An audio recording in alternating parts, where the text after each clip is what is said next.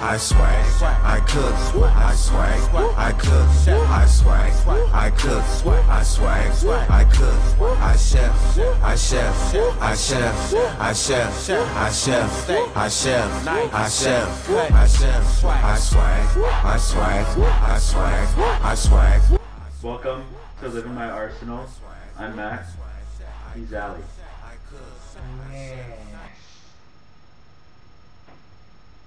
Okay. You guys can probably tell that this is a football show.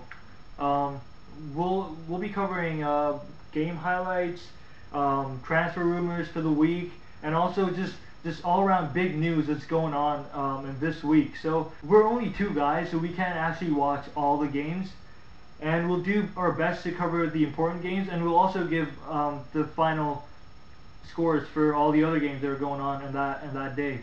I'm the Liverpool fan. He's the scum of the earth. This week has been traumatizing for United fans. Like so much crap has happened for them. It's ridiculous. Ferguson, Paul, Scholes, the title. Other than that, that's good. That's not bad. Yeah. All right. We're going to start off with the Aston Villa-Chelsea game yesterday. It was at Villa Park. One of the major talking points of this game was Rafa Benitez's leadership at Chelsea coming to an end. And one of the questions that everyone is asking, was he good for the team or was he bad?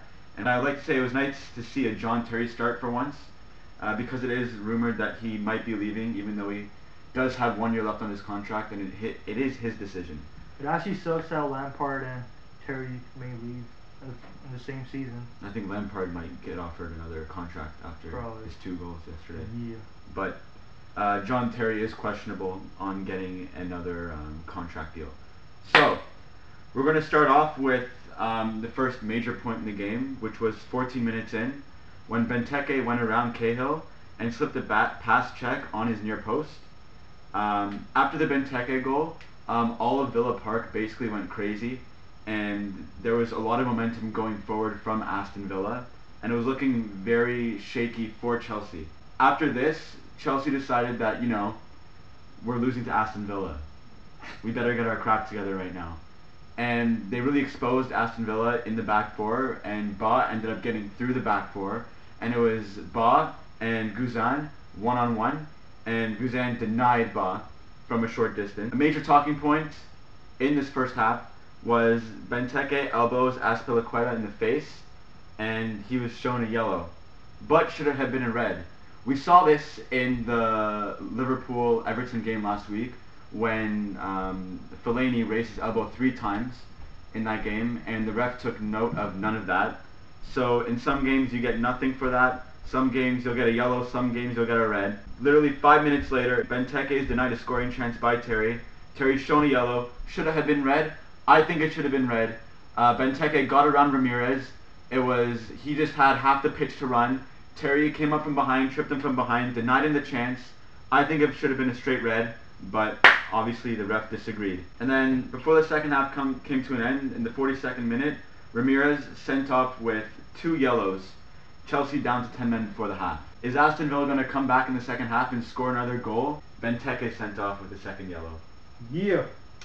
And this is not... Thanks for helping us a lot.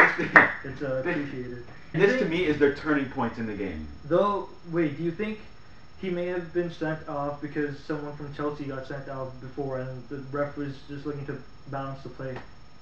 No. Benteke made some really dirty challenges in the first with the elbow to the face. He committed a lot of smaller fouls, so when he finally committed that one foul that really stood out, the ref has said enough. Then that just gave some chance to Lampard. The man. 3 minutes later, Lampard ties the Chelsea record, scores his 202nd goal in his 606th game for Chelsea, and ties the game at 1.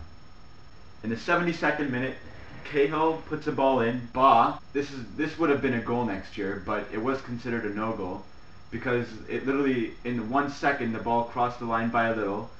Westwood cleared it off, and the ref had nothing to say about it. In the next 5 minutes, John Terry gets injured, and then Lampard scores his 2nd goal of the game, breaking the Chelsea record, making it 2-1 Chelsea.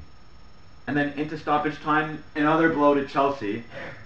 Hazard, favoring his hamstring, goes off. Alright, so the next game, the talking point of the whole week, Wigan completely demolishing Man City in every aspect of every minute. Well, not every minute, but pretty much the whole game. They were dominating the whole game. To start off, it's pretty funny how L.I.M.A brought his family and gets Oh man. gets left out, and he's just watching the game just like his family. It started off with the pitch being just littered with balloons and something that was on the pitch that was black. I thought it was a hat at one point, but then it started to move. Even though the whole Wembley Stadium had the lowest number of spectators, you know, the crowd was electric. They drowned out the voice of the commentators, and I was actually having some trouble listening to them. You could also hear Man City fans cheering Mancini on. 10 minutes in, Kone shows what he can do with the ball. He gives a long ball to McManaman, who unfortunately couldn't make much of it, but he was amazing throughout the whole game. The whole first half was basically Wigan, just full of confidence. I think Man City underestimated Wigan. They went into this game thinking it'd be an easy FA Cup win. Like Manchester City, the only reason they haven't scored is not because Wigan are amazing, which they were. Don't get me wrong, but Wigan were just like, there's probably not a lot expected of us. We may get relegated this season, and if we lose, no one's really going to talk about us that much. They had nothing to fear from Manchester City, whereas Manchester City, they were always thinking, what if they beat us, you know? McManaman, first of all, just out of nowhere, I was not expecting that performance from him, honestly. City were pretty much dependent on the counterattack, and they did not have a lot of time to build up a play because Wigan kept taking the ball away from them. And then the major save, the biggest save, the best save of the whole game, Tevez, I don't know how he missed that, but Joel Robles, I think that's how you pronounce his name, he made an amazing save. And off his foot, the Sterling foot. And I'm pretty sure it wasn't chance, it wasn't luck. Like, you could see him kick the ball out. So, he trailed his back foot on purpose. Yeah, pretty much. I think that gave Wigan a lot of momentum, honestly. Yeah, it's the same thing like when you save a penalty and then... Yeah, the whole crowd's backing you now. And then Espinoza showing that he's a really good diver. Well, not really good because... well, yeah, really bad because he didn't get the... He didn't get any calls. Yeah, the penalty that he was looking for. After he pushed Zabaleta and then he forced him to trip him. So, halftime, 0-0, boring game. Honestly, on the scoreline. On the scoreline, but... I think the fact that Wigan got to half 0-0 was a sign that... Yeah. So Milner comes on for Nasri, who was shit once again. I like Nasri. I'm done. I like his smile. He looks like a bitch. He actually looks like a Get on with the second half, Ali. Let's go. Manchester City, they started off the second half pretty bright, but later on, McManaman again, he just made pretty much all the right calls except for the last finishing pass. And then Mancini makes a brilliant call, taking off Tevez. He could probably be a match-winning striker, and he puts in his place Rodwell, who has been for the most part a wasted talent, and he's a midfielder. So now they have one less striker on their team, and they're trying to win this game. And then Zabaleta becoming only the third player in an FA Cup to be sent off. Turning point. But obviously Mancini felt that way because he blamed it on that. He blamed the fact that they lost on that one sending off. And then Ben Watson comes on as a sub, becomes the game-winning hero for Wigan. 90th minute, a brilliant header from him. And then I was just thinking, Mancini, like, I just want to see his face. Like, you know, he might as well go home, curl in a ball, wait for Manchester City to kick him out of there. Because I would have preferred it if they went to extra time, just for Arsenal's sake. because then they would be tired as Balls. fuck. Because I don't know what it is, but Martinez and Maloney's face just makes me happy for some reason. They just feel. He wants their babies. Moving on What do we have? to what I think the most beautiful thing of the day was Liverpool. Bullshit. Liverpool Fulham. A lot of changes with Liverpool starting lineup. You saw Andre Wisdom coming in. You saw Quotations in and Shelby all starting. And Gerrard is missing the last 2 games because he's getting shoulder surgery. And Liverpool started with a back 3 today instead of a back 4. And Fearless. Liverpool started off really shaky. They had no momentum going forward. There was no chemistry between the players. As always. Yeah, go on. And this really showed in the 33rd minute when Berbatov scored a free header. And it was 1-0 Fulham. Now 3 minutes later, Daniel Sturridge scores, and the away crowd from Liverpool are setting off smoke flares and firecrackers. So Yeah, the because- atmosphere was Yeah, because they amazing. can't believe that they're actually beating Fulham. They're not even beating them yet. They're drawing. At the start of the second half, Liverpool came out on fire. And some beautiful plays, obviously set up by Coutinho. He never fails to impress me. And in the 62nd minute, with a beautiful feed from Coutinho, Sturridge slips the ball past Schwarzer and puts Liverpool up 2-1. And at this point, 2 assists, 2 goals. 2 goals. It's amazing. A major talking point after this goal was a clear handball off of Lucas in the box, and the ref didn't call it. Fulham fans were going insane. The players were going insane. And coming from a Liverpool fan, it was a clear handball. Fulham really missed out on a good chance to draw the game at 2 and get some momentum going for themselves. But in the 85th minute, Sturridge scores a hat-trick by chipping the keeper, and the final score was 3-1 Liverpool over Fulham. Basically, Sturridge scores more goals in one game than Welbeck scored in the whole season, and gives Liverpool the win. All right. Doesn't really matter because Everton won today, meaning we're pretty much cemented in 7th. Yeah, pretty much. You can't really expect much from Liverpool these days. You can't really expect much from. Except for Champions League football. What? So the next game, Spurs and Stoke, is the reason for a shitty morning for me. I slept at 4, woke up at 8 because we live in Canada and we have to wake up at these school time hours to watch these games. And then I freaking woke up for Spurs to watch Spurs win. Let's start off with the bullying that Tottenham received in the first half by Stoke. They were literally like Stoke was just like, listen, this is our ground. You're our bitch right now. So we're not gonna give you the ball. Even if you have the ball, you have to give it back. Don't talk shit. We'll knock you out. Adebayor is a whore. He is. Good job. Alright, so to the game, losing only twice in their last 20 games. And needless to say, they continued that trend today. The whole game I was just like, you guys are meant to play rugby. You might as well injure Bale in the process. But they didn't do that, unfortunately. But they did score in the first 3 minutes. And Zonzi with a brilliant header. Well, actually it wasn't.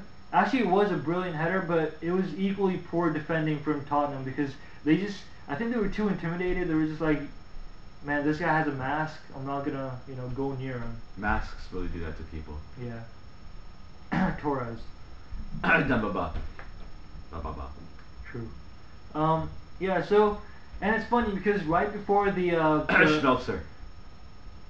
right before the free kick that they got at around 2:30, the commentator was just like, you should not give these guys a free kick from that position because they were relatively close to the box, and they scored.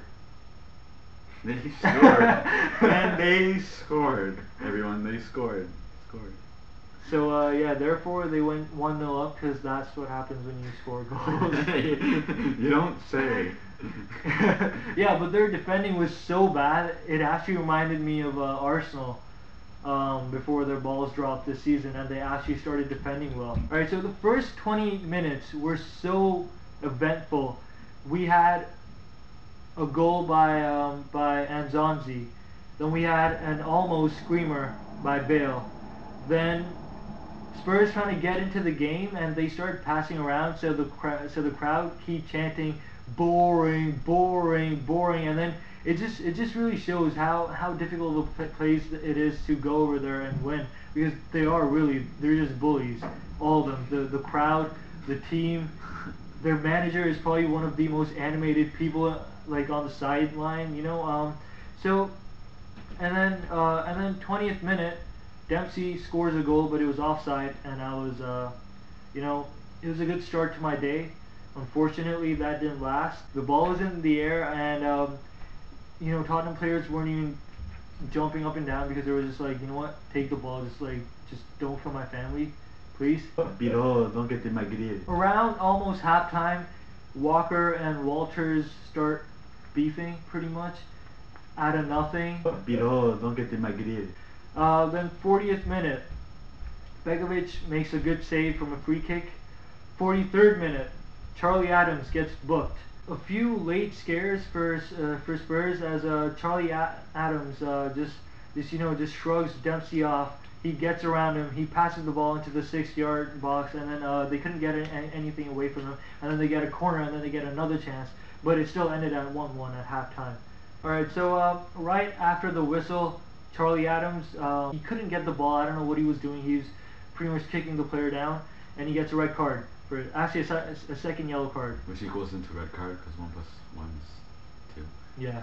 2 yellows makes a That's Liverpool fan knowledge right. about football.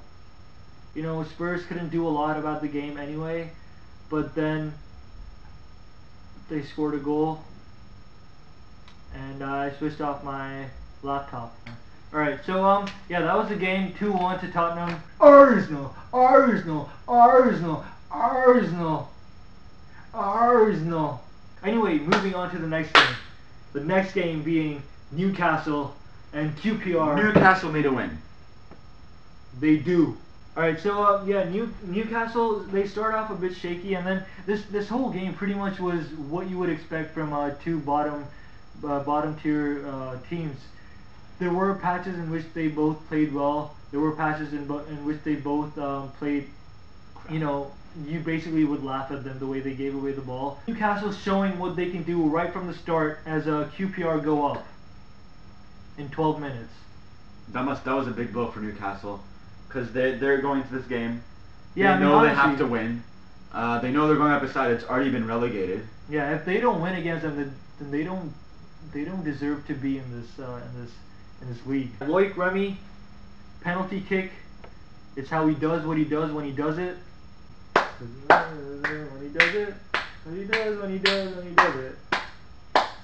And I don't know what's happened with Newcastle. I mean, as soon as Alan Pardew gets his 8-year deal. Actually, wait. Yeah, I sort of see what happened with them. Who the fuck are you texting? I'm not. I'm going to check transfer. QPR seemed to have more of the, willpower? more of the creativity. Their attacks were better all around. So yeah, and then Gouffran scored in the 34th minute.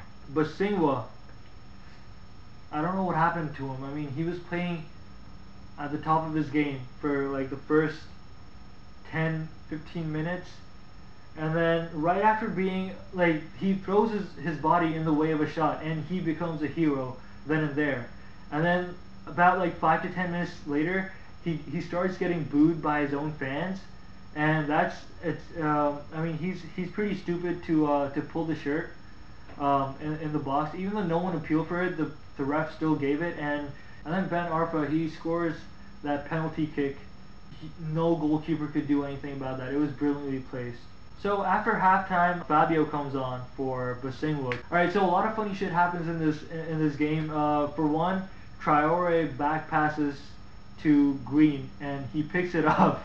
So that results in an indirect free kick, which nothing comes off. Indirect free kick inside the box. And then 10 minutes to go, Newcastle go down to 10 men.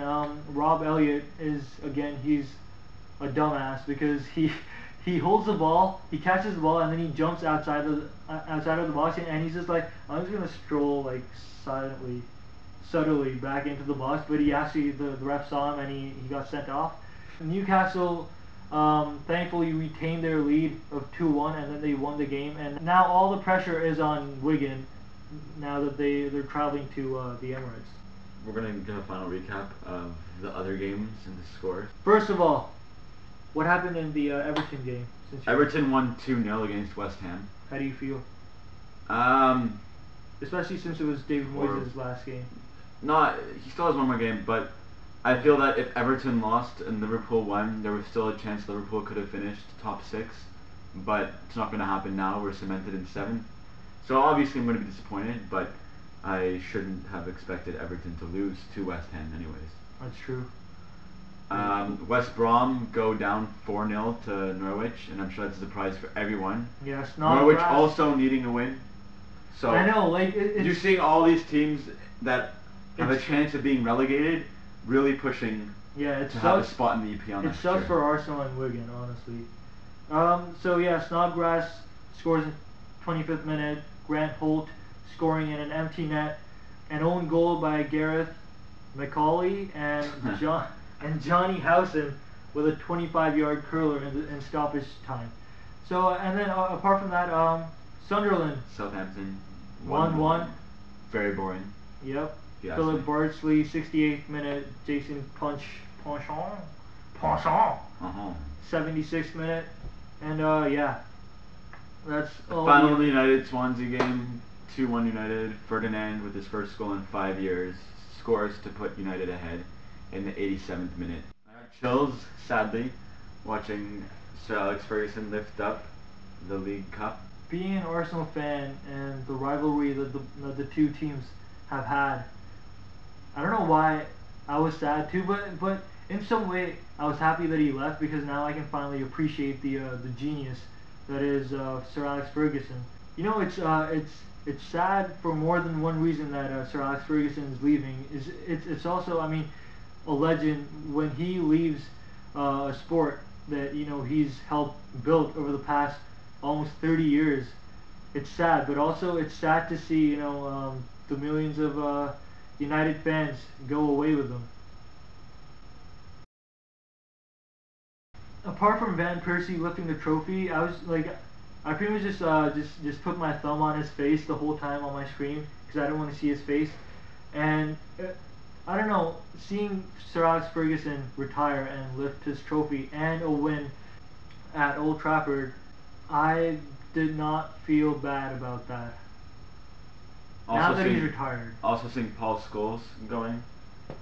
Yeah. Another legend. Yeah, it's been a pretty shite week for. Other than the fact that they won. Yeah. Anyways, we are going to move on now and talk about some transfer rumors that have been really hustling and bustling around this week. Yeah. Yeah, just. There's the obvious Wayne Rooney. Yeah, Wayne Rooney hands in his transfer for the second time in the last 3 years, and I saw on Twitter from this guy who probably a lot of Gooners know, Jeff Arsenal. He is an insider, and he said that he got to know a while back that we're plotting a move Arsenal, not we're. Arsenal are plotting. Yeah, that's true. Correction. Well, we're plotting a move for him, and he's interested in us, and we're interested in him. So, like, I don't know how he's gonna fit in the Arsenal style of play, but again, 25 million is the rumor that's been going around. Next rumor. There's another rumor that I read today, actually, that Andy Carroll is planning on taking a pay cut and moving back to his original club, Newcastle. There's rumors that he's going to come back to Liverpool next year instead of being bought out by West Ham because it was too much of a fee for West Ham to spend. But now there's rumors going around that he's possibly going to make a return back to Newcastle for a pay cut. So. Yeah. And then, of course, one of the big ones this week, Mancini getting sacked. That Pellegrini's going to replace Mancini next year. year. Another rumor, Lewandowski. This has been going on for a bit now. Nobody knows where he's going. But a lot of people are saying that Bayern Munich are favorites, but I just can't see that happening, especially since Gosses went also. Apparently they held a secret meeting with Real Madrid. That's Lewandowski's agents we're talking about. But there's no clear indication on where he's going yet. He could be going anywhere for all we know. Of course, Arsenal and Jovetic. The new thing is that apparently Arsenal may get Jovetic for 15 million as opposed to as opposed to 25 million from before. That's via Sky Italia. Yeah, exactly. Polish that shit. Made by Liverpool, Higuain. Don't kiss it. Given to Real Madrid. Failed at Real Madrid. Yeah. It's something with Arsenal. It's something with Arsenal. Liverpool and Arsenal. All the great players leave that we create, then they turn crap. Yeah. Apart from Ashley Cole and Xabi Alonso. Xabi Alonso was pretty successful. And Van Persie. There's not been a lot of people from Arsenal that have been successful after moving on. Well, they've won trophies and stuff, but you know they were on the bench. Steven Gerrard plays for Liverpool. The Scots are born and bred. Then one day in Turkey, it was 22 years since Rome. The liver bird up on his chest, he brought the cup back home. Na na na na na na na na na na. One more time, Steven Gerrard is a captain. It's okay. Not one more time. All right, so just some of the things that were just eye-opening this week in terms of the football universe. Obviously, we've all heard about it. Sir Alex Ferguson. We talked about it. You know, since '86, he's been pioneering English football. You know, 1,500 games. Just a few statistics for you. 1,500 games. 60% win rate. That's, I mean, if you're managing a club for 5 years, I guess, and you maintain that, that's decent. If you're doing that for 26 years and you maintain a 60% win rate, that's you can't put that into words. Oui, t'as vu des Oh my God. 26 years at the club, 38 trophies. That's almost 1.5 trophies every single year. 13 Premier League titles, 2 UEFA Champions League titles, 5 FA Cups, and then obviously the League Cups and all that other stuff into that. I mean, he also, apart from Manchester United, he's been knighted. 1999, he's won the most Manager of the Year awards in British football, and he's been only the third British manager to win the European Cup twice. So, I mean, he has so many achievements. Every morning he wakes up, he probably has like a new award ceremony to go to. I mean, he's over-exaggerating a little bit there. He is a legend. You can't deny that. No matter which club you support. Hashtag respect, bro. As a consequence of that, Moyes. Yo, what the David Moyes. Alright, yeah, so David Moyes is succeeding him. It was rumored that he was going to bring Baines with him, but that's not going to happen. Yeah, apparently he's been blocked by Everton. Now Fellaini's signaling he might move with him, but that would suck for Everton. That would be great for Liverpool. Who's going to be replacing him at Everton? There's been a lot of talk about Michael Laudrup and Phil Neville and all these different people, but recently there have been a lot of rumors about Malky McKay. I think that's how you pronounce his name. That's apparently their reported top choice. His contract expires this year. He's the Cardiff manager, obviously, and they got promoted. So congratulations to them. Hull City too. Hull City. Yeah, some good stuff in the Premier League next year. Get to see some nice Wales derbies. Yeah, that's true. Cardiff versus Swansea. Rooney, yeah. Happy birthday! Happy Happy birthday! birthday. Happy birthday! Oh yeah, Rooney, happy birthday! Zaha, Zaha, Zaha. Oh, Schweinsteiger! Ro, po, po, po. Goal! Schweinsteiger! Ro, po, po, po. You good? Yeah. Alright. So yeah, again another big thing. Arsenal, biggest deal, sponsorship. Puma, friggin' This is not 170 news. million.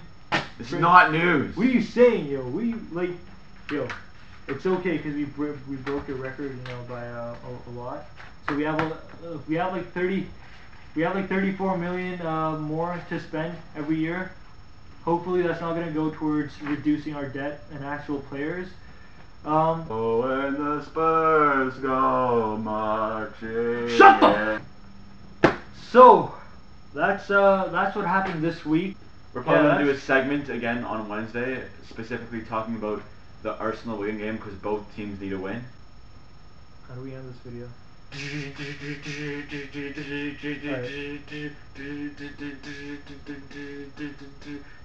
I swag, I cook, I swag, I cook, I swag.